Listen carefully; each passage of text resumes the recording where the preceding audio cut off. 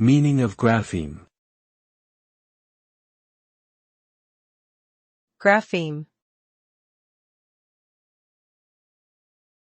Grapheme. Grapheme. Grapheme. A grapheme is a basic unit of written language that reflects a sound or a combination of sounds. Essentially, it's the smallest unit of a writing system that a reader can recognize as representing a particular sound or meaning.